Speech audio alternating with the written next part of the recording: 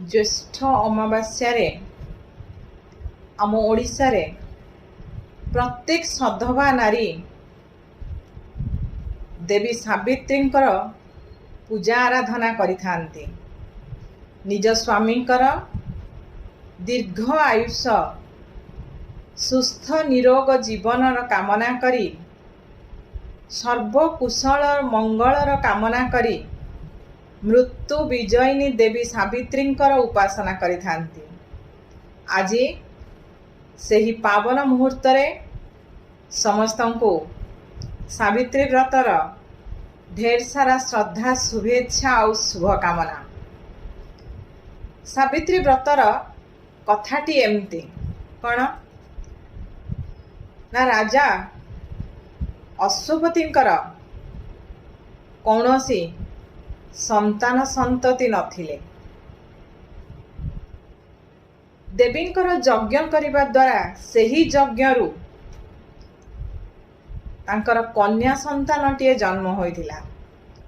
राजांकर भाग्ୟରେ पुत्र संतान प्राप्तिर जोग नथिला। सावित्री बड़ हैला परे राजांकर बा पितांकर आदेश रे निज इच्छा रे बर बरिबा पाई से निजर सहचरी मानक सहित बणरे भ्रमण करुथिबा समय रे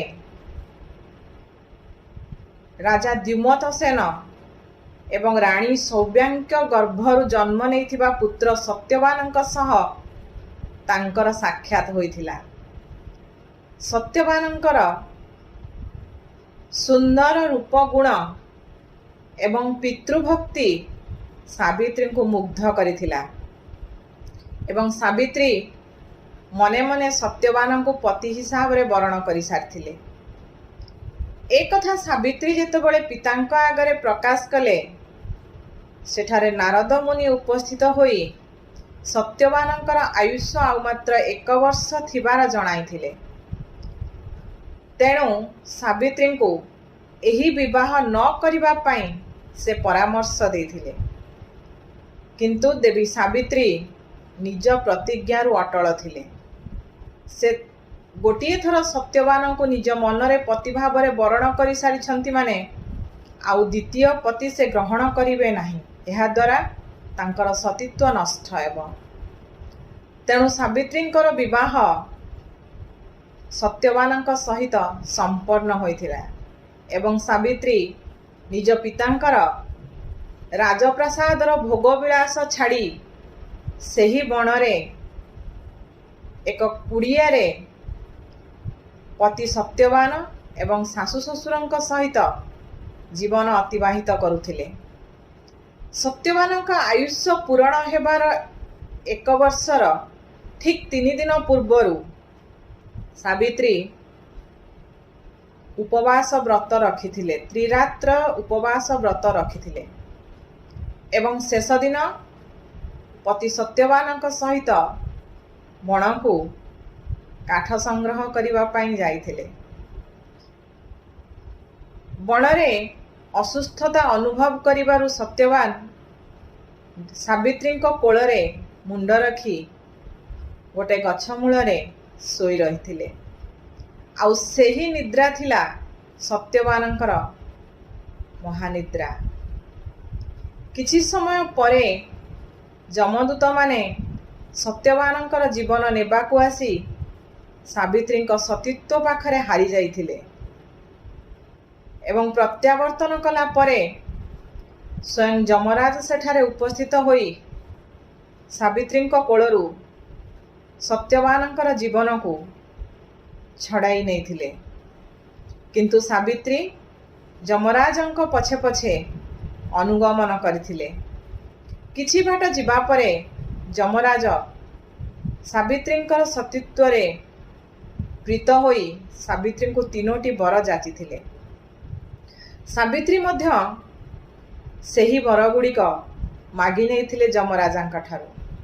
प्रथम वर थिला निज सासु ससुरंकर चक्षुदान सहित राज्य फेरी पाइबार वर।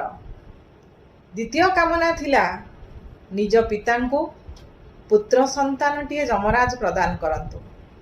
ଏବଂ ତୃତୀୟ କାମନା ଥିଲା ନିଜ ଗର୍ଭରୁ ତାଙ୍କ ପତିଙ୍କ ଔରୁସରୁ 100 ସନ୍ତାନ ପ୍ରାପ୍ତି।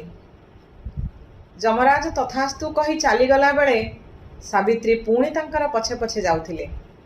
ଯମରାଜ ଫେରି ଚାହିଁ ପଚାରିଲେ, ତୁମେ ତ 3ଟି ବର ନେଇସାରିଛ, ପୁଣି କାହିଁକି ମୋ ସହିତ ଆସୁଛ?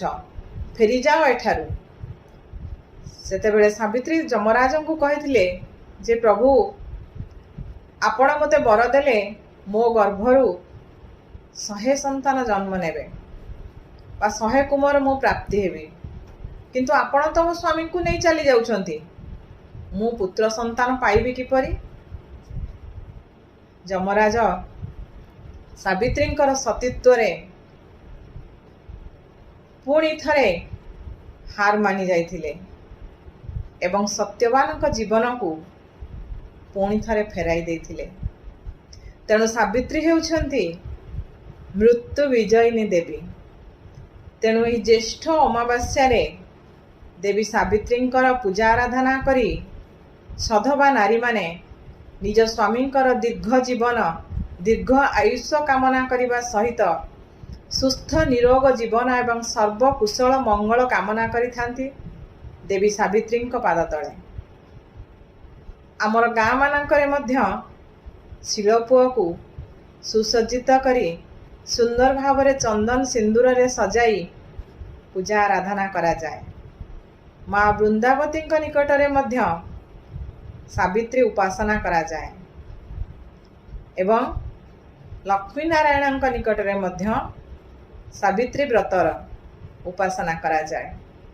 ପୁଣି ଥରେ ସାବିତ୍ରୀ ବ୍ରତର ଢେର ସାରା ଶ୍ରଦ୍ଧା, ଶୁଭେଚ୍ଛା ଏବଂ ଶୁଭକାମନା। ମୃତ୍ୟୁ ବିଜୟିନୀ ଦେବୀ ସାବିତ୍ରୀ ସମସ୍ତଙ୍କୁ ଶୁଭ ଆଶୀର୍ବାଦ ପ୍ରଦାନ କରନ୍ତୁ, ଏହା ହିଁ ମୋର କାମନା।